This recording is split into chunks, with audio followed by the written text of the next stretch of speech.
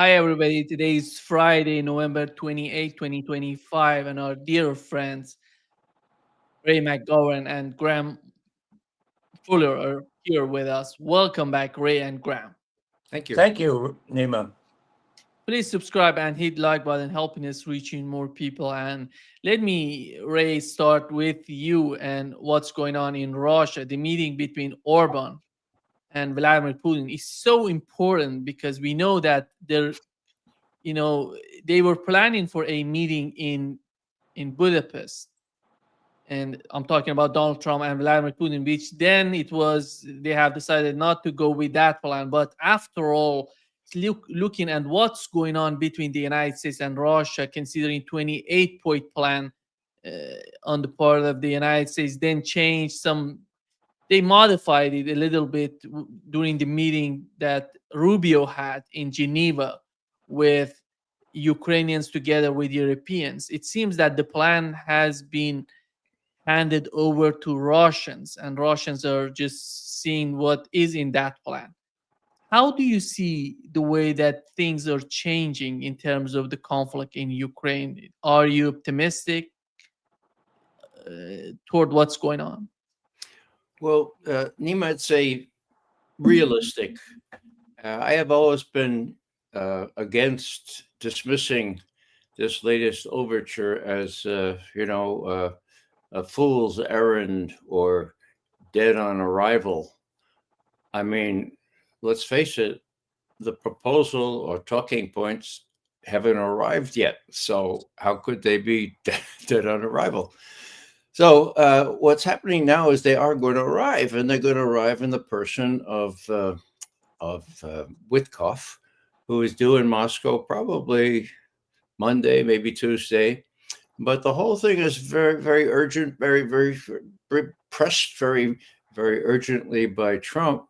And Putin is playing along. Putin was in Kyrgyzstan, for God's sake, Bishkek, and he gave this big press conference yesterday and said, "Look, I'm hurrying back to Moscow now. I'll be ready for anything. I have to go to India on the third, but I'm here, and I'm willing to talk to these people on the basis of what was agreed to in Anchorage." Now, there are two things there. Trump got off this cat kick about immediate ceasefire. He said, "All right, no immediate ceasefire. We go for the whole enchilada, the whole thing." Okay. And number two, Trump undertook not to let Zelensky or anyone else put the kibosh out to thwart progress in this direction. Now, Trump wasn't able to do that, or wasn't smart or not hard-nosed enough to do that. And he's been called on that now by Putin. But Putin said, "Look, we're ready. We're ready to discuss these things, but realize that the basis has to be on what we agreed to in Anchorage, to include excluding the Ukrainians thwarting it. And so long as that happens, we're listening. We'll talk to. There's lots to talk about, but we're ready." Now, of course, he explicitly says we're waiting for Witkoff with bated breath. Well, he doesn't say bated breath, but everybody else says, who's sensible, who doesn't dismiss this out of hand as, well, on the grounds, let's face it, what I call the Trump derangement syndrome, on the grounds that, look, Trump can't possibly do anything that's good, or even out of self-centered motives like wanting a peace prize. I mean, even that, you can't. If it's good, forget it. If it comes from Trump, so there's a lot of that. So the latest thing you mentioned was today. So Putin gets on the plane from Kyrgyzstan, goes back to Moscow. Next thing you know, he's meeting with Orban. Now, Orban, of course, has made no bones about this. He's delighted that the next summit, hopefully, will be in Budapest. And Trump, not Trump, but Putin's playing along with that to a T. And they're shown together, and the reportages, yes, we hope this happens. And yeah, we're ready, says Orban. And so everything is still on the table. It's not like this is something unreal. And I'll just finish now. So the main points, of course, in play here are The Russians have lost this thing. Trump has acknowledged that. He said on that plane going down to Florida for Thanksgiving, look, the Russians are in control here. You want to lose 50,000, 60,000 more people, or do you want a deal? Okay, that's the biggie. Now, the next thing, how do you explain the urgency? I blanch to hear myself say this. It seems so trite and unreal in realpolitik, but Trump lusts after a Nobel Peace Prize. Okay? Yeah. Now, look at the chronology.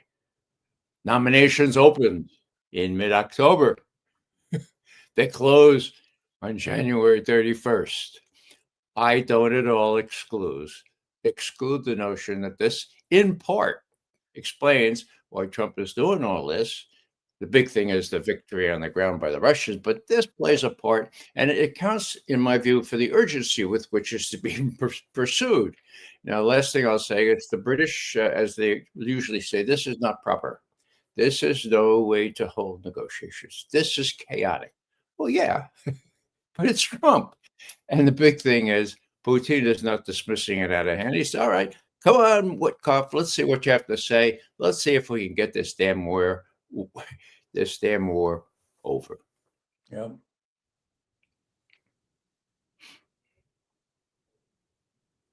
I can't hear you, Nima.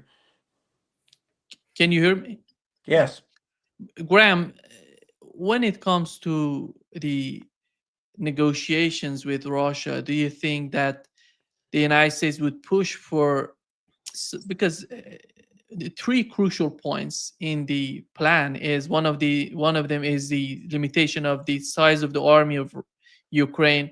The other one is NATO membership and the territorial accession, concessions. How do you see Donald Trump convincing Europeans together with Europeans in these three important and key issues, which, in my opinion, without addressing them, somehow compromising on them with Europeans and Ukraine, you can do nothing. Of course.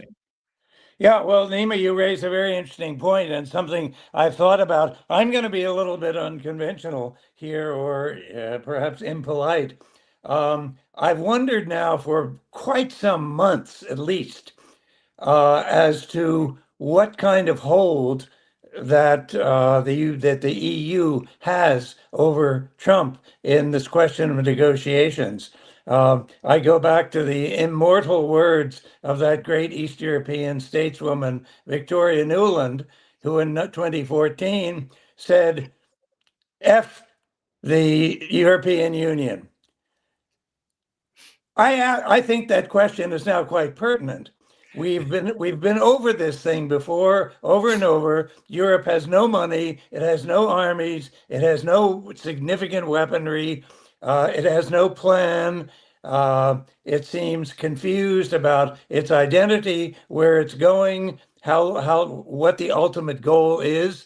I wonder how long it takes for Trump to decide to take up Victoria Nuland's words of to hell with the EU. I mean, what can the EU do? They can scream, they can fight, but I don't know whether they're in any position to seriously block a peace treaty that is backed by the United States. And I'm afraid, I feel sorry for Zelensky. I think maybe he's a nice guy.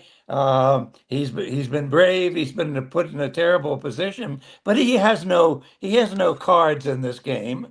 What can he offer? If Trump says go to war, he'll go to war. If Trump says stop the war, he'll have to stop the war. Trump could have stopped all of this stuff many, many months ago, as we know. So I just wonder how realistic this is as to what Trump is worried about in saying to hell with the EU or to hell with Zelensky on this. We're calling the shots. It's our weapons. It's our money. It's our long-term strategy. Maybe Congress is the great fear. And you might have a better sense of this, Ray, than I do. But as to whether they can, you hear all this talk, incredible talk about Today, if we lose Ukraine, tomorrow's Soviet troops are in Berlin, and then the next day after that, Chinese troops are in Taiwan. I mean, that's the progress of events. This is absolutely crazy. So I wonder why. I wonder if Trump is maybe discovering that he has more power than he thought he had, or that he should maybe try something new. But obviously something is working now, as Trump has taken a tougher line. We're investigating corruption in Ukraine. Zelensky is obviously being downplayed. His reputation is suffering widely. There's no single European statesman on the scene who can say otherwise, except, I'll have to say, Viktor Orban. And when I mentioned to my European friends that I think Viktor Orban is the only serious leader, they shriek in horror and, are ready to consider me a close ally of Trump or whatever else. But I think Trump is beginning to move towards playing hardball. He's got the cards. Ray, Donald Trump has decided to send Rubio to Europe, to Geneva, to talk with Europeans and Ukrainians. And he's talking about sending Witkoff together with, with his son-in-law to Russia. What is that? Do you think that isn't good to send Rubio together with Witkoff? Because how do you see the whole thing together? Well, Rubio went to Geneva, but that was last Sunday.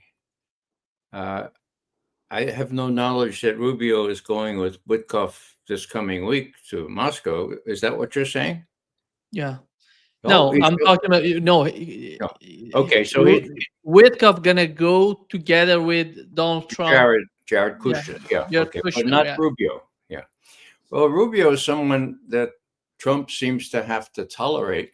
Just 2 weeks ago, Rubio openly said, about Russia, well, they invaded Ukraine. They're terrible people. You got to get them out of there. We've got to spot Ukraine.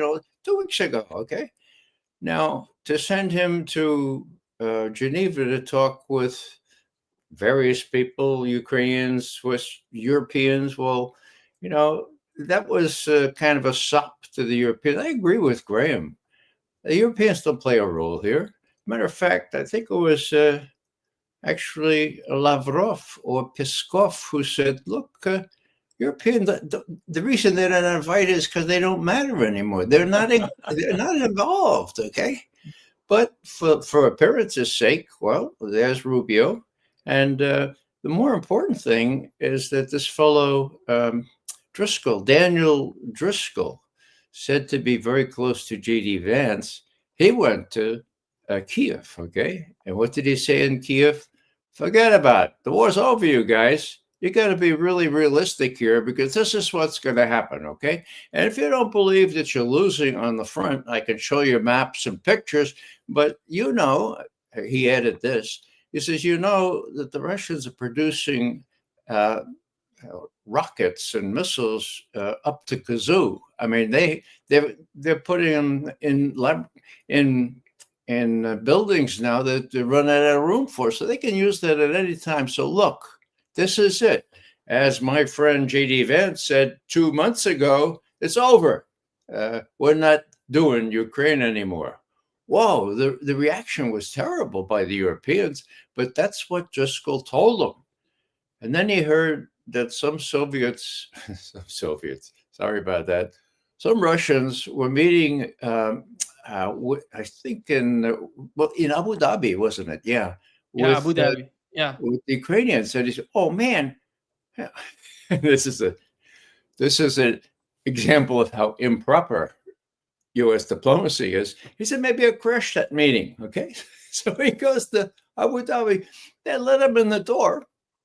They let him talk to folks, but these are people negotiating prisoner swaps or, putting dead bodies back where they belong. As the senior fellow there was an intelligence official, and he made it clear, look, it's nice to see you, Mr. Driscoll, but this is going on at a different level. We're eagerly awaiting Witkoff on Monday or Tuesday, And that's where this will happen. So, Yeah. whatever ideas you have, nice to have. But look, this is going forward without your input. Thanks very much for what you told the Ukrainians.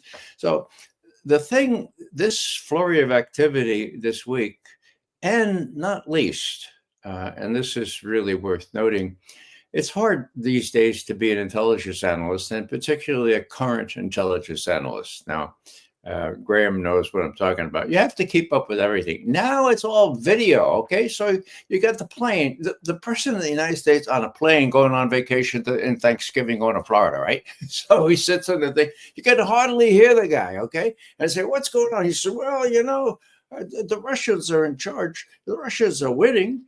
You want to lose 50, 60,000 more troops, or you want a deal, okay? Well, that's the reality. That's the background. And that, I think, is what Witkoff is going to be starting with. And whether Trump has the cojones, whether he has the wherewithal to go ahead and do it this time, well, he's got the facts on the ground behind him. He's got the incredible willingness of Putin to entertain these overtures, despite how improper they are. And so that's a lot going for him. We'll have to see on Monday or Tuesday, but it's far too premature to say this proposal, such as it is just talking points, really, is dead on arrival. Yeah. Also, I would feel maybe a little more sympathetic, a little more kind to Europe if I saw some serious plan coming out of Europe, a counter plan, if you will, that would include the major problem that goes back to basically 10, 12, 15 years in Gorbachev himself saying that what Russia needs is a strategic grand security structure for all of Europe. I mean, that idea has been out on the table, but so far Europe has not picked that up. And in the absence of anything out of Europe, there is nothing else that they can go with.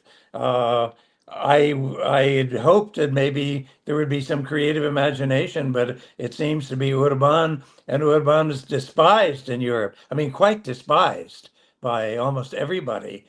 And as long as Europe is languishing under this 150, 200 years Russophobia, I find it very, very difficult to imagine how Europe can ever sit down and play a positive game, an imaginative vision of where the new Europe will go. What will be the nature of Russia's relations with Europe? I mean, are they going to build another Berlin Mauer, Berlin Wall against Russia? That would be obviously insane, but I don't see any other alternative right now. It will probably come, but it's taken a long time and a lot of lives, and we're not there yet. Yeah, if I could just add, endorsing what you just said, Graham, and getting a little personal. I served directly under George Bush when he was the DCI as assistant NIO for Western Europe. And I also briefed him every other morning for 4 years, from 81 to 85. I was delighted back in 1989, and this is what you're referring to, where Bush, before the wall fell in Berlin, he made a speech, I think was in März. Anyhow, he said, look, we foresee a Europe whole and free from Lisbon to Vladivostok. That's what we work for, okay? Then the wall falls, and McGovern says, oh, man, it's terrific. I'm 50 years old now. I can retire. Well done, Ray. The Russians have lost. And so I retire in full confidence that President Bush at the time will follow through, will be able to make this work. I mean, a free and full Europe it was beyond my dreams. I said, look, the peace dividend is going to be real because Bush can be trusted. And left to his own devices, I think there's an equal possibility he could have resisted this pressure for expanding NATO. Bill Clinton had his own reasons. Anyhow, when Bush sent Jim Baker to just 2 months after the fall of Berlin Wall, February 1, 2090 now, okay? And he said, well, Baker says, well, hey, how about this, Gorbachev and Shevardnadze? How about this? Yeah, we'd like to have a reunited Germany, right? I get jitters at the thought of reunited Germany, and I don't believe to belong to a country that lost 26 million citizens during World War II, but they do. Okay, so they say, okay, that's pretty tough quid. What's the quo here? And Jim Baker said, well, why don't we say this? We don't move NATO 1 inch east of the current East German border. How would that be? Well, the Russians were expecting appreciable U.S. economic help. They trusted, and they didn't verify, and they saw what happened in the years that since. So just to put this into perspective, Graham is completely right. This notion about a full and free Europe from Lisbon to the Russian Far East goes back to at least 89, before the wall fell. And the real tragedy is that once the wall did fall and the Soviet Union fell apart, well, Gorbachev was nowhere to be seen. It was this Yeltsin, a tool in the hands of Bill Clinton, a drunkard through and through. And Putin watched that up close and personal for almost 10 years. So Putin learned a lot from this, and he has achieved amazing success in rebuilding Russia and the Russian army in the 25 years since. I think his statesmanship is equally important, and we'll see what happens this coming week. But I think his primary reality is the nuclear balance. He doesn't want anything to disrupt that or even endanger it. And I think he genuinely sees that progress in relations with the United States is the priority objective. Ukraine, U.S. bombing, they're secondary. Well, if I could put a question to you, Ray, and to you, Nima, as well. You follow these things very closely, Nima. Who, if Trump says to hell with the EU and to hell with Zelensky, they've got no power, we've got the power. What would be the downsides of this? American Congress, perhaps, you, Ray, in particular, are closer to the U.S. scene than I am. But most of the rest of the world, I don't think, would say, oh, my God, you're throwing Zelensky under the bus, or the poor Europeans, or they're not going to say that. I think most of the world supports and is sympathetic to some move. So what are the downsides that you can see if Trump says, to hell with the EU and to hell with Zelensky? This is what it's going to be. Take it. Yeah. Go ahead, Ray. I don't. Go ahead. Well, I don't really see a big downside except domestic politics. And I have to confess I'm no expert in that. I mean, you have Kellogg being cashiered, but he's still lurking in the shadows. I mean, he hasn't been put on a stool with his face to the back of the room. He's now turned around and he's endorsing all this stuff. But what is he really doing? How about the generals? How about the people that are tongue-in-cheek with the UK and its intelligence service, the people that are leaking confidential conversations between Witkoff and Ushakov and with Dmitriev? I mean, there's a lot of resistance, a lot of bad guys around, and so it remains to be seen whether this time, with the Russians having won, and in my view, Trump pining after a Nobel Peace Prize. And, I'm not making that up, but look at what he said about this. It's sort of sophomoric. It is outwardly, what's the word? It's just unabashed craving for recognition. Now, somebody said in a tweet to me in a reaction to something, I said, well, so you're plugging for Trump to get a Nobel Peace Prize, huh? Is that it? My reaction is, if it brings peace to Ukraine, welcome. I mean, can you do worse than Absolutely. Marshall, for God's sake? So, yeah, that's okay with me. Absolutely. You can't do good things at a poor motivation. Sorry. Graham, but the issue that you mentioned, Donald Trump, so far what we've learned from the Trump administration is totally divided the Trump administration. You know, on one side we have J.D. Vance, Steve Witkoff, Donald Trump, and these people who are eager, who really want to get something done in Ukraine to put an end to the conflict. On the other hand, you see Rubio and his people. The head of CIA is one of them.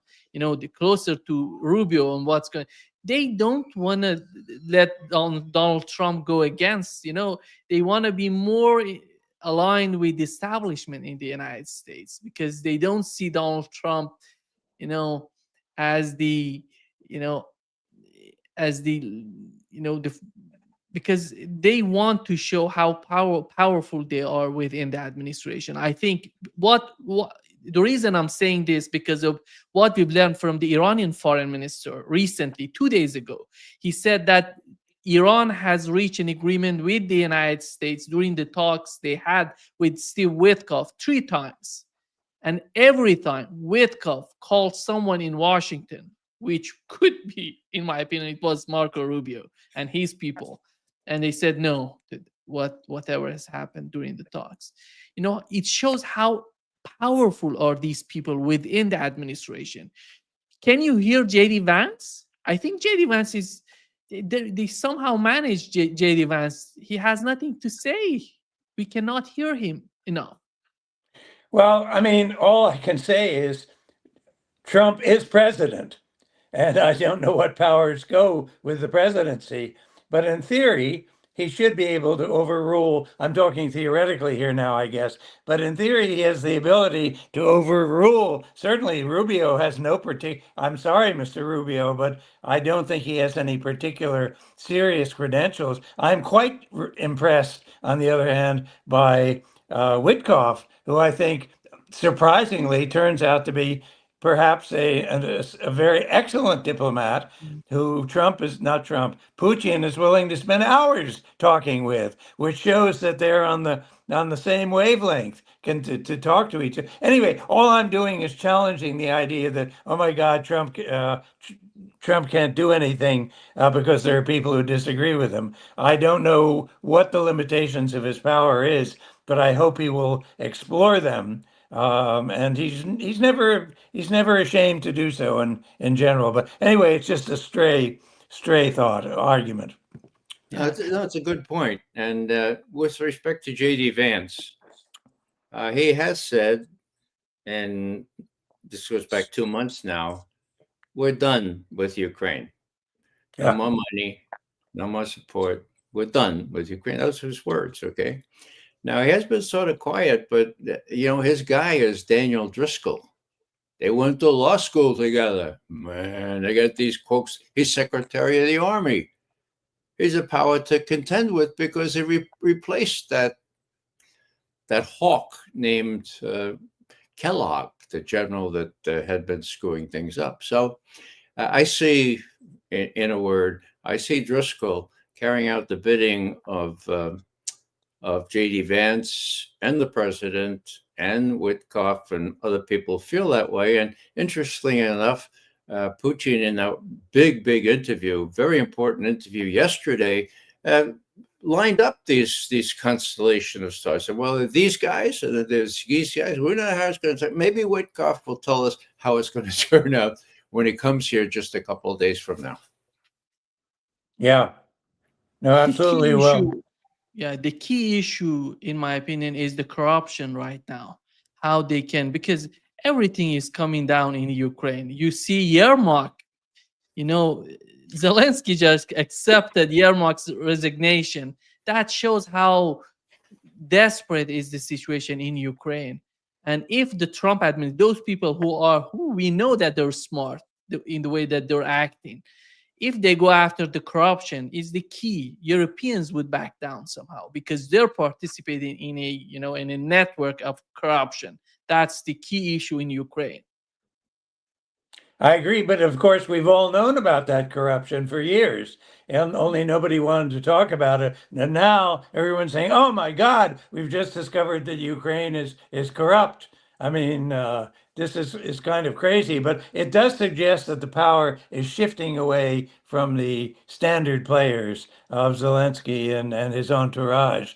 And I'm hoping that this is suggesting a shift in power play that may lead Trump to decide, damn it, I'm president. This is what we're going to do. If you don't like it, Mr. Rubio, there's a job and Social Security for you somewhere. Again, I agree. And, when you look at the background of how NABU, this inspector agency, was formed in Kiev, it was formed by CIA and it's by intelligence people. Okay. Now, the thought that they would set this thing up and then not leave any listening devices or any co-opted agents of influence behind, that's crazy. Of course they're there, okay?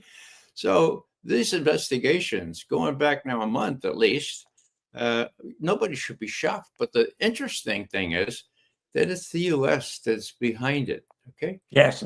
I can't prove that, but my God, if you No, absolutely. Yeah. Absolutely. And so now what does Zelensky do? I know what I'm going to do. These other guys close to me, they're all fled to the Italian Riviera. But if I say that Yermak is my guy for these negotiations, and Umierov, okay, who is it? Yermak now, right? I think so. Yeah. So if he's my guy, then I'm going to touch him. And indeed, what happens yesterday or today, whatever it was, they raided his Yermak house. resigned. Yeah, and he resigned. So that leaves Umerov.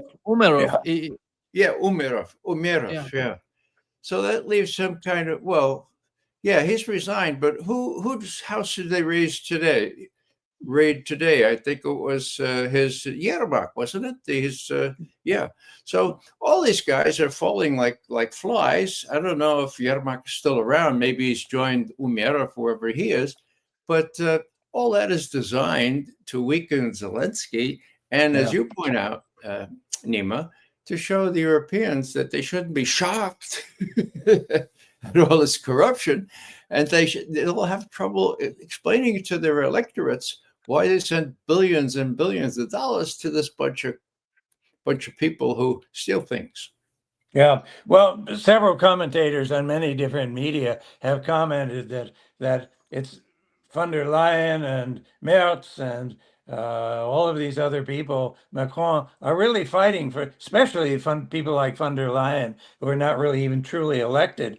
They're fighting for their seats and their future. And if the whole Ukraine's game goes belly up, it fails, this is really the end of the old guard of the EU, which is why many say that it's not only the end of NATO, but the end of the traditional EU. And they don't want to lose their positions. Right. Ray, what Reuters reported that Rubio plans to skip the meeting of NATO foreign ministers on December 3rd at the key moment for Ukraine. It shows, I think somehow Europe has to understand that after all, the United States foreign policy in a long run, they're going to leave Europe. They're going to let Europe to decide about their future. And I don't see the sign. The case of Ukraine somehow shows us that Europe cannot accept. They want the United States being involved in Europe somehow. Whenever it comes to the case of Ukraine, the threat coming from China and Russia, all of a sudden there's so much, scared of China. Who can believe that? It's all about the United States being in Europe, because I don't know if you've noticed that Ursula von der Leyen and Kaja Kallas are fighting, because of the power in Kaja Kallas came out and said that the power is concentrated, focused in the hands of Ursula von der Leyen. It shows that how Europe can face huge difficulties if the United States leaves Europe. and they see the case of Ukraine as the one of the main issues that they can get the United States. They can, you know, mm, you know, keep the United States in Europe and involved in what's going on in Europe. Yeah. So they need the United States. Um, they need the United States involved. That's why they'll fight tooth and nail to keep any real rapprochement between the U.S. and the Russians. But I would just add to that. I think the United States has helped corrupt and weaken and castrate, any other adjectives, not verbs, Europe, going back all the way to the end of World War II, when the deal was that the United States would come in fairly generously help rebuild Europe. And don't worry about your security problems. We'll take care of your security problems. NATO will be the vehicle of all of that. And who is NATO? NATO is the US. So now suddenly, without NATO or without the US, I'm not sure where Europe has to start deciding some of these issues on their own. And they should. It matters. I mean, Germany's relationship with Russia is extraordinarily important. Goes back centuries. And the whole pipeline issue and everything else. You would think that the Germans would be seriously thinking about creative relationship with Russia. And so many economic, energy, et cetera, But here we have Merz sitting and talking about Europe must be prepared to fight a war with Russia in another 3 or 4 years. It's stunningly unbelievable. Yeah, if I could add, quoting our vice president, Europe is over. NATO. Did he say that? No, he says Ukraine is over. Okay. So I'm quoting his expression, not his words, okay? But NATO is over. Now, the last NATO heads of state, what they call NATO summit, okay? They were dealing, the previous one, with Ukraine, and they said Ukraine has a sure path to membership in NATO. I'll get the adjective in a second. Irreversible. Okay, hang on for a second. Be right there. So what did they do at the last summit? Oh, not a word about everything. Irreversible path to membership. So the next one's supposed to be in Albania. I don't think that there's going to be a next NATO summit. It's pulled asunder. People, I mean, the Hungarians, the Slovakians, and others are objecting to all these things. They're in economic deep troubles. And so the big thing, the Article 5 guarantees, my God, who can believe that the U.S. in present circumstances would support Germany, for example, if the Germans got into fracas with the Russians and it was not clear who started it, okay? So Article 5 is dead, NATO is dead, and I think Trump sort of realizes that despite all the naysayers in Washington, and I think that's a basic foundation for where we are now and what's going to happen next week with Witkoff in Moscow. I'm going to ask for permission to leave just for a second. I have to attend to my wife. Okay. Right.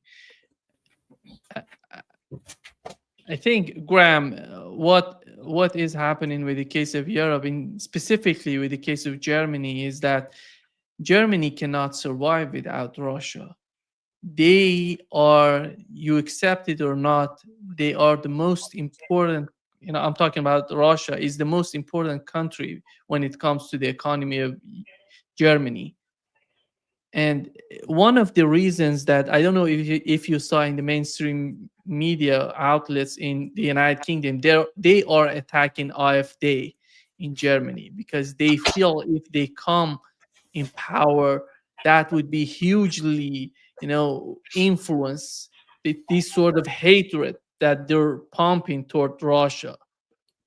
And how do you see the things in Germany, Graham? Because it's, in my opinion, Germany is so important, Absolutely. Absolutely, Nima. You're completely correct on that. And that goes back a long, long, long way, including several, at least one nasty war between the two of them. So um, I I'm not sure where this is going to go, but so far the Germans do not seem to be able to think independently. But meanwhile, I think Russia has observed that anti-Russian feeling is strong in Germany, and I think Ray, you can correct me if I'm wrong, but I think Russia announced in some way, or some major figure announced that now the Glavny Vrak, the main enemy of Russia, is no longer the U.S. but Germany. That's that's scary news. I mean, Yeah. Europe should be scared about that. There's something needs to be done to fix that. That was actually a very well-respected poll, Levada, I think it was, a poll taken in Russia. And for the first time in since World War II, for sure, the Glavny Vrag, the main enemy, was no longer the United States, but it was decidedly the Federal Republic of Germany. That matters. I mean, as you point out, there's a lot of history behind that. Uh, Germany is divided, though. The eastern part of Germany is much more willing to deal with the Russians. So, and the Baath's government is so paper thin with the majority it has, or the coalition it has. So, when a deal is done, and the Merz is shown to have wasted a whole lot of money, not only on Ukraine, but on these foolish defense expenditures, and so the social net has even more gaping holes in it. I think Merz will be out of there, and Yeah, I I don't agree. know what will I agree. happen, but the I agree. AfD will have more influence for sure, for good or ill, with respect to Yeah, détente, for good, for people that I care about, the widow, the orphan, the refugee. yeah, Bad. yeah. No, I agree. And Ray, though, don't you think it's astonishing, and Nima, that it's interesting that it should be East Germany, which was the longest communist held, if you will, satellite state of the Soviet Union, closest to Russia in all that regard.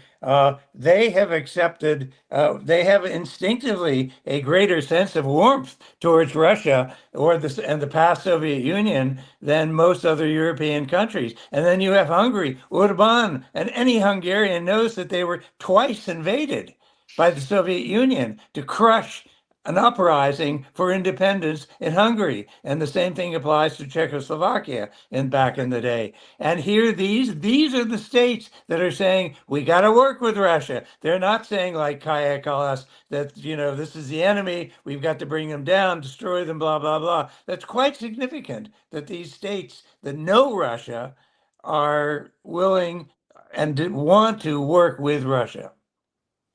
Yeah. Ray, I think the United States has a model for the future of Ukraine, which would be Austria or Sweden and Finland before joining NATO. They can assume that, because when it comes to the size of the military, in my opinion, is one of the most important issues within Ukraine in the aftermath of any settlement. Because Ukraine, if it wants to be neutral, they don't need 600, 800,000 soldiers for what? The economy is collapsing. How you can, you can provide this army with weapons, with everything, when the economy is not working? Yeah. And that means NATO gonna provide them with weapons, with everything, with intelligence, with everything. That is hugely problematic in the mind of Russians. Well, NATO is the United States, and the United States is not going to do it. And the declaratory policy is no. We'll sell you some weapons, Europeans, if you can drum up the money to buy them, and they won't be ready for a couple of years. But then, if you buy them, then there won't be any Ukrainian soldiers left to man them. Otherwise, it's a genius plan. Okay, that's how these people I mean, let's go back to the neutrality thing. I mean, there's Austria, there's Sweden, but there's Finland, for God's sake. Now, Finland is a beautiful example. I mean, they joined the wrong side in the beginning of the war. And then they said, oh, damn, we better stop that and seek some sort of pause. And so they did. And then they had to do that again with the Russians. Now, the Russians said, all right, look, for certain, you've got to cede this part of Finland to us and don't mess around, stay neutral, and you can have a prosperous country. And Finland had a very prosperous country like Austria, like Sweden, by being neutral. Now, I don't know what possessed those hardheads in Finland or Sweden to join NATO, but they were severely misled, okay? The example is there. It works. You can retain your sovereignty as well as your progress and social progress if you remain neutral. But this was just swept off the thing because people wanted to weaken Russia. That's the whole thing. They wanted to weaken Russia using Ukraine as a battering ram. And now it's patently failed. And it's not clear exactly how this is going to work out. But the situation is different because the West, Ukraine, and the U.S., to the degree it supported all this and really initiated it, have lost. Yeah. But, I think we would all agree, it's not only ending the war, but the problem is, how do you save face? How do you save Trump's face? How do you save EU's face? How do you save NATO's face without completely destroying everything? You can't completely dismiss this. Face does matter to some degree. And I don't know whether any of these plans are designed to help anybody save face. They have to have some contingency. But right now, everybody's calling this the Putin plan, the Russian plan in Ukraine, and nobody's talking about it as. So they're trying to blame Trump, who I guess could be a very convenient whipping boy once all of this is over, to say, oh, well, it's all Trump's fault. It would never have happened if we'd had whoever the candidate was for the Democrats last time around. Well, this is where, in my view, Putin comes in. Circumspect, patient, consummate diplomat. What's the reality? I got to deal with this guy for 3 more years, probably, unless somebody does him in. 3 more years, okay? So what do I do? Well, he's a delusionary narcissist. I don't really need much from him except to keep his fingers off the nuclear code. So I will act as you do with that kind of person. I will smooth the rough edges, and I'll see what he can deal with respect to Witkoff. That's the big thing, it seems to me. And, the Russians have openly said now that they showed flexibility in Anchorage. They continue to show some flexibility. It's not, I don't think it's giving up territory, but there are things around the edges. What happens to Odessa, for example, or Kharkiv, So it seems to me that the Russians are willing to put a lot of lipstick on this pig of defeat for Ukraine and the West. And they're going to be happy to do that. They get some sort of a new order where they can have a better relationship with the United States and less missiles or less drones coming in from Ukraine and that kind of thing. Yeah. Graham, what you've mentioned about what would be the outcome of any settlement in Ukraine for Europe and for the United States, for the picture of Europe, for the picture of the United States. What's so amazing to me that Russia, despite all, they have defeated the whole West together with Ukraine, but they're not bragging about it. They're not trying to humiliate anybody. They're trying to negotiate. But on the part of Europeans, you see totally the opposite way. They're trying to humiliate Russia every day. Everything they say that they're nothing, they can do nothing. And Ray, it seems to me that it doesn't matter, what's going on there. After all, the case of Ukraine is just getting to the end. The point that Graham was mentioning is important. Do you think that Donald Trump would be able to convince Europeans, to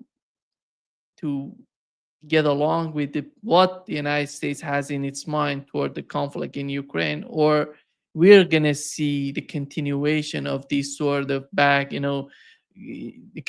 sending new points to Europe, and they say no, these points are not gonna work. We're gonna change it. It's gonna take a long time. As the war in Ukraine, the people in Ukraine is suffering. We know what has happened to Ukraine. 57 million people right now. It's 20 million, 25 million. It's huge what has happened in Ukraine. And we have to understand the suffering of the people in Ukraine as well. Well, as Ushakov or Lavrov said just this week, the reason the West Europeans or the Europeans are not represented is because they have no role here. They are not at the negotiating table.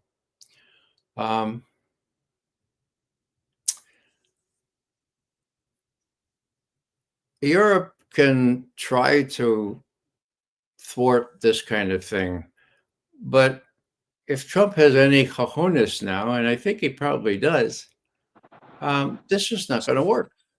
I'm sorry, I missed the context. What will not work? Well, the Europeans being able to thwart progress on Ukraine for a while. Now, I think with the Merz, Starmer, Macron triumvirate still in power, they'll do everything they can to do it, but they don't have the power. And, to quote one of my favorite historical figures, Joseph Stalin, he was referring to the Vatican. How many divisions does the Vatican have? Well, how many divisions does Europe have? And how much time do these leaders have? That's right. How much time? So when these leaders are voted out, which will be next year, mark my words, and the people rise up and say, look, you squandered billions. Well, I have to wait until 86 to retire. An exaggeration, but all this stuff is going to come to a head.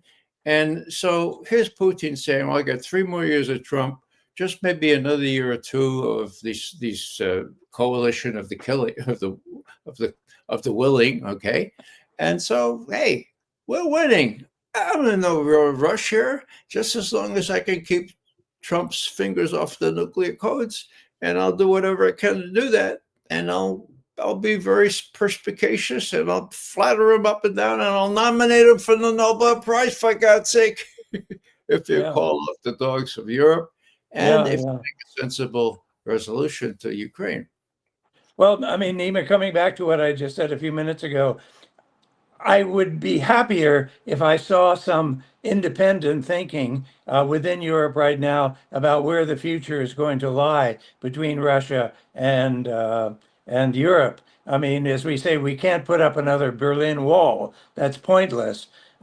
Maybe Orban has some thoughts on this. Maybe some of the German left has some interesting ideas on this. There's some good politicians on the left in Germany on these issues, but nobody seems willing to think beyond where this is going. And that seems to me is crucial. Is the end, meaning that today Ukraine, today Kiev, tomorrow Berlin?